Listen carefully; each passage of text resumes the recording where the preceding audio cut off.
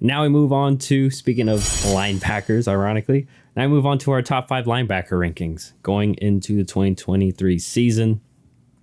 Mainly we're talking, I guess, not edge rushers, so not like, 3-4 outside linebackers, guys are usually on the edge, but more, the off-ball linebackers per se. Do you want to do the snake as we've kind of been doing recently? Sure.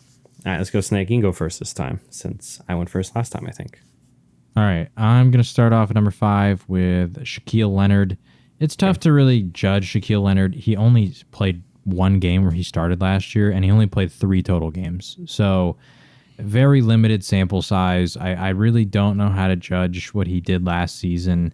And I also don't know how to judge the production in those limited amount of games, because I will say, although it was only 3 total games, he allowed 3 touchdowns in pass coverage, which ties his previous 2 seasons. And, once again, it was only 3 games. So who knows? He could have had even more. I don't know how much the injury was affected by that.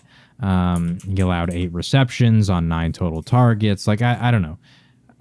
Which he's a linebacker, so there's more to it than that. But in general, I don't know how to judge his season. But I'm going to put him at number 5. I think he's still one of those top guys. And if he comes back this year and really balls out, then I'm willing to move him up. But I think even just when you look at his general statistics, like the year prior wasn't his best season. I would argue it was actually technically his worst out of his 4 total years in his career. And then he comes into the injury season, so that's just kind of why I have him down at 5. But I think he could potentially bounce back if he can be fully healthy this year. Who is your number 5? All right, so my number 5 is Devin White of the Tampa Bay Buccaneers. I remember, but I know he was around this range last year. Still really good and obviously very crucial to what the Buccaneers do. Amazing in playing in the trash still. He's just the epitome of the modern linebacker where he can be a threat in pass coverage, but he's still really good in regards to blitzing and dealing with the run game, taking on blockers, getting off blockers, chasing guys down. He's got great sideline to sideline speed. And it is tough though, because he does have Levante David next to him, and Levante could easily be right here in this spot as well, even at his age. So always tough to differentiate, but nonetheless, the two are still amazing. There's a reason they're one of the better duos in the league. But I give Devin White a little more of the edge. I just feel like he gets a lot more of the responsibility put on him in regards to tough positions. So I got him at 5. Like I said, we'll mention other guys outside our bubble later. But I'm staying within the division at number 4. Going with Demario Davis. You always talk about consistency, and this guy's a model of consistency. He's just been great pretty much year in, year out, even with maybe lesser parts or cycling people through in New Orleans. Not the greatest year offensively last year for them, but their defense was one of the lone kind of shining stars and stable points of their team, and that's despite rotating doors at safety and cornerbacks and solid. But nonetheless, Demario, just a great general, great in regards to reading and reacting. I mean, one of the best in the business in regards to that. And similar to Devin, I think he's better playing in the trash. I think he's obviously a more physical linebacker, probably why he's played this long, but still solid enough in pass coverage, and I think he is experienced enough too to kind of know teams' tendencies. So while he may not be as athletic as some of the people on some of the other linebackers on this list, he's still, as we call, veteran savvy. He still has that and has that IQ. So it's hard for me to put him any higher though. But he is at number 4. Who do you, John, have as your 4th linebacker? I have Roquan Smith from now the Baltimore Ravens. He didn't have the greatest of seasons to start last season in Chicago. It was very clear with the contract stuff that he was potentially upset with the organization. But the Ravens' defense was pretty bad, and then they went out and they traded for Roquan Smith, and the defense became very formidable at the end of the season. And I think a large part of that goes to show, number one, how crucial the middle linebacker spot is for the Baltimore defense, but also just the sort of impact player that Roquan Smith can be. I think that he's good he's not the greatest coverage linebacker, but he's like serviceable there. But he's a really good run stuffer. He's good at rushing the passer. I mean, he had 5 sacks last year, so he can kind of do it all. And he even had 3 interceptions last year. So yeah, he's a really solid linebacker. I thought about moving him a little higher on this list, but I don't know. I think maybe I got to see a full season of him in Baltimore, because a lot of the praise I'm giving him is from that short stint in Baltimore that he had last season, because like I said, to start the year, he wasn't looking too hot. At number 3, I have Lavonte David, who you mentioned earlier, from the Tampa Bay Buccaneers. He was actually the 3rd highest graded linebacker in the entire NFL last year. He had the 2nd highest graded coverage grade out of all linebackers. And even despite that, he still had 3 sacks. He was very balanced in terms of his grades for run defense and tackling and all this kind of stuff. So Lavonte David's an absolute stud, forced 2 fumbles. And just like I said, in general, I would argue that he's the best coverage linebacker in the NFL. Even though if he wasn't graded quite as that, the guy who was above him was Jermaine Pratt, who played like 300 less snaps than he did, 2 less games. So a little different sample size. But regardless, Lavonte David, I mean, he's an absolute stud. Like, if you're looking for a linebacker to cover, and you mentioned consistency with Demario Davis, Lavonte David has been that guy for a very, very long time, and he's still doing it. Like I said, with that overall grade, so he is my number 3. How about you? Just real quick too on Lavonte David. I mean, he was one of the few linebackers that survived being one-on-one with Kelsey when they won their Super Bowl. Yeah. Like, that was a big reason, because they could stick him on Kelsey on certain downs, and he kind of hung with Kelsey, which very hard to do for linebackers. Even safeties struggle with it. So that just shows how. And that's a game changer to have on your defense, because Kelsey's the ultimate mismatch for tight ends. He's faster than most linebackers, too big for safeties. It's very hard to find almost anybody that can do that. So that's a big weapon. Yeah, it's a rarity. But for my number 3, I went with Roquan Smith, your number 4. Like you mentioned, just to be honest, he's kind of been the linebacker that the Ravens have been missing. And I don't mean a dog on this guy, but that's kind of who they wanted Patrick Queen to be. I know, granted, Queen's still a great player, and he's still a key part of that defense. But it's obvious they brought in Roquan to be kind of their version of Ray Lewis light. Obviously, no one is Ray Lewis. I'm not saying he is, but that's kind of filling that role of being the general of the defense, playing in the trash, especially cleaning up for the defensive line, which, as I've mentioned, the defensive line hasn't been amazing in the past few years. They just kind of relying on veterans. But very interesting this year. Now they've cycled out some of those older guys. If that defense can stay, I wouldn't say dominant, but usually in the upper half of the league. But you did mention, I think a key thing we saw last year is once he did arrive and he obviously got his money, you saw the transformation on the Ravens defense. They started tightening up things. They weren't blowing these crazy leads like they did with the Dolphins.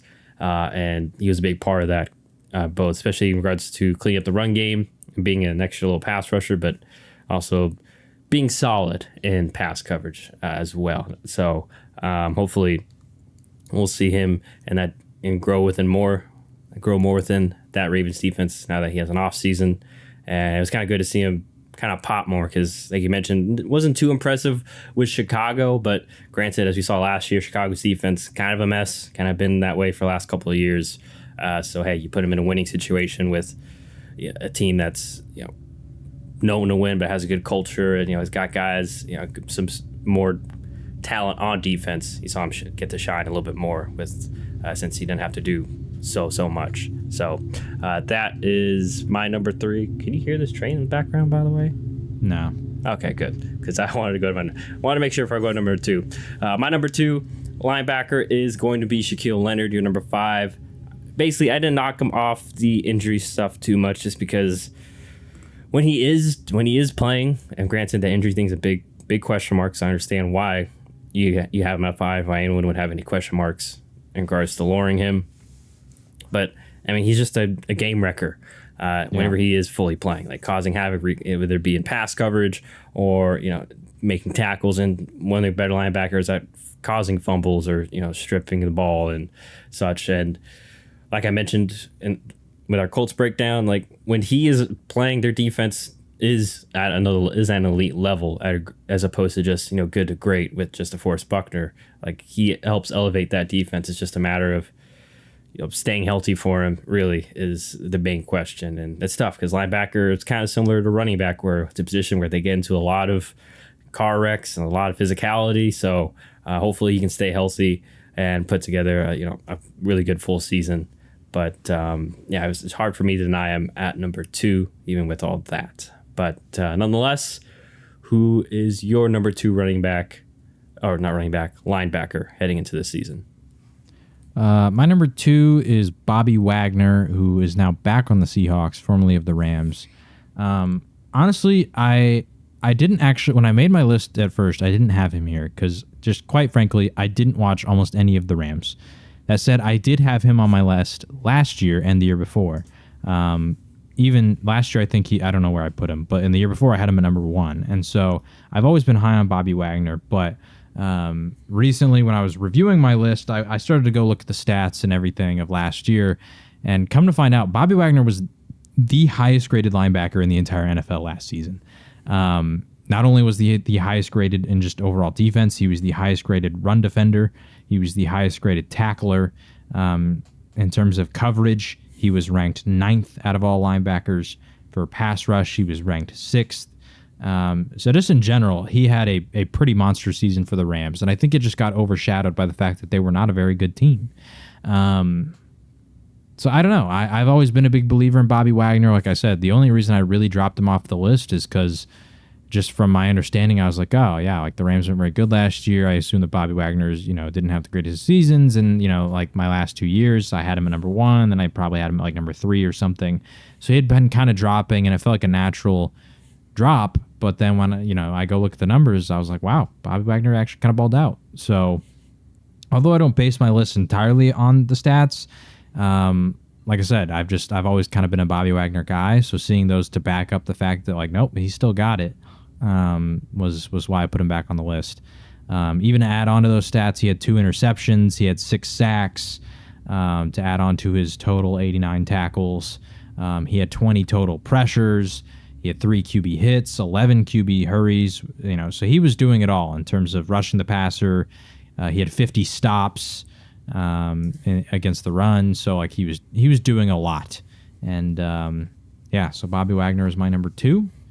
My number 1 is going to be, no surprise, but Fred Warner from the San Francisco 49ers. I don't feel like I really need to talk much about Fred Warner. He's been the number 1 for most people, probably the last 2-3 years.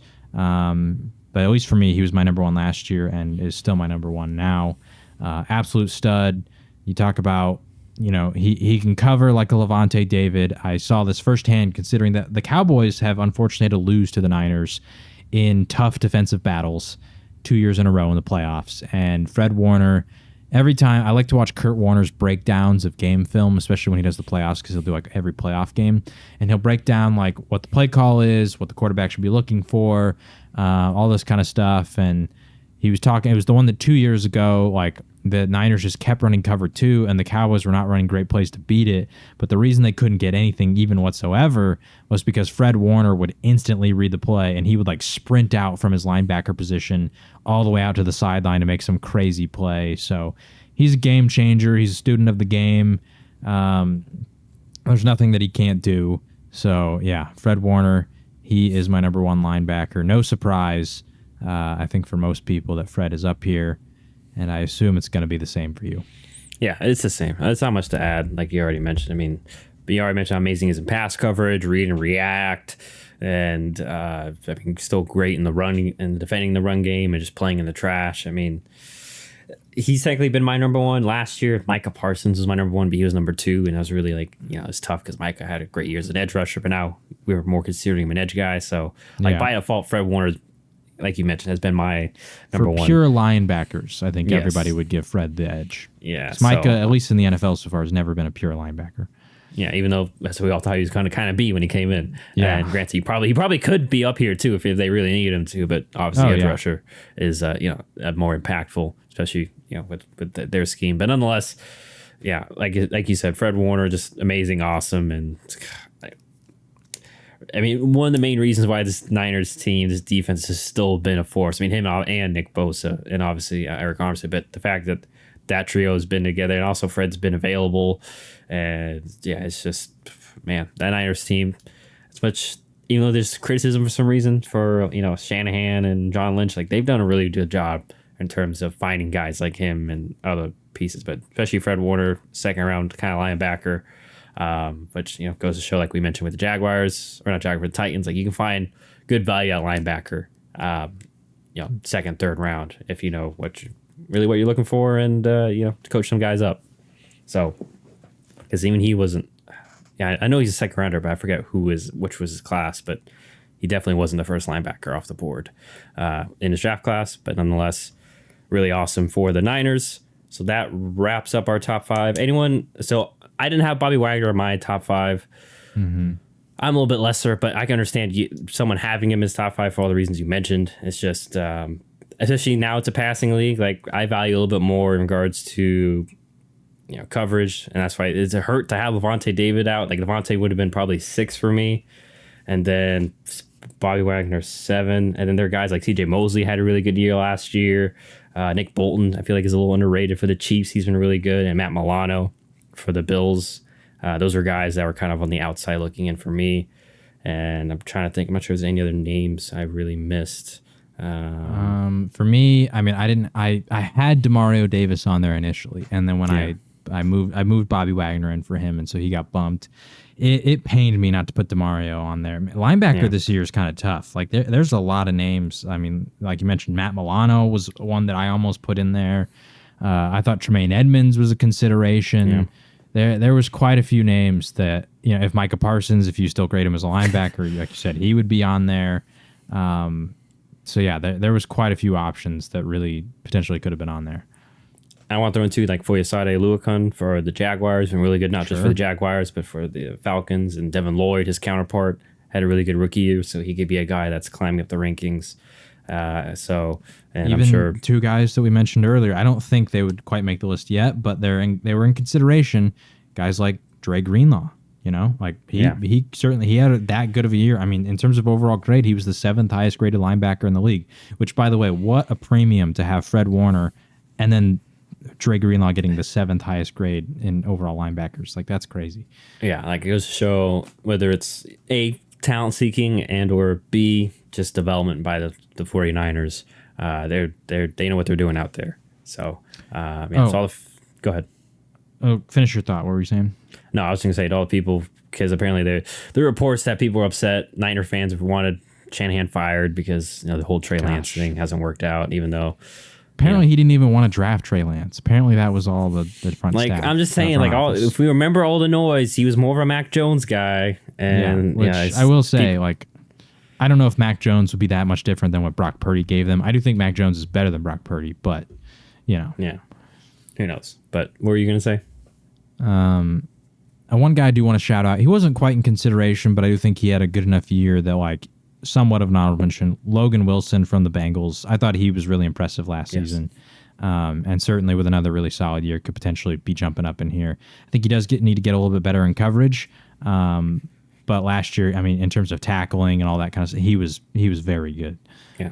I'm sorry, last one I want to throw out. I know we're mentioning a lot, but I want to kind of throw out Quay Walker. I know he had a solid. He exceeded my expectations last year. It's just obviously some attitude things. Had a couple of bad penalties that way, and just typical rookie things that I think he needs cleaning up. But he has athletically, he could be on this list if he puts all the other things together in the next few years. So he could be one, and I'm sure there's going to be another guy or two. Obviously Eric Kendricks.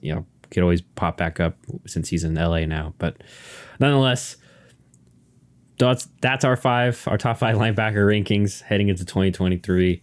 And so that's go ahead. I was just going to say, I wanted to make note too that, you're talking about how Fred Warner was 3rd round pick. You don't know who got drafted ahead of him. That year was actually crazy for linebacker. So I just wanted to read the names out.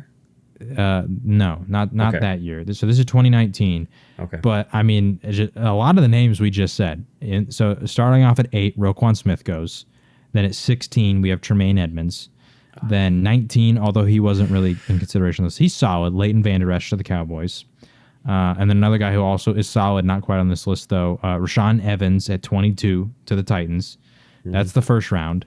In the second round, we got Shaquille Leonard to start off for the Colts. We keep going. I mean, Harold Landry's more of an outside edge kind of guy, but he was listed as outside linebacker. So, I mean, and then finally later, we have Fred Warner in the third round. So, like, pretty loaded linebacker class, considering some of those names that I just said. Yeah, and like I said, some of those two still solid, really solid linebackers. Like I totally forgot about Rashaan Evans. So, and you mentioned, for the Titans, maybe he can be the guy that steps up since they lost pieces. But nonetheless, those are our thoughts on linebackers.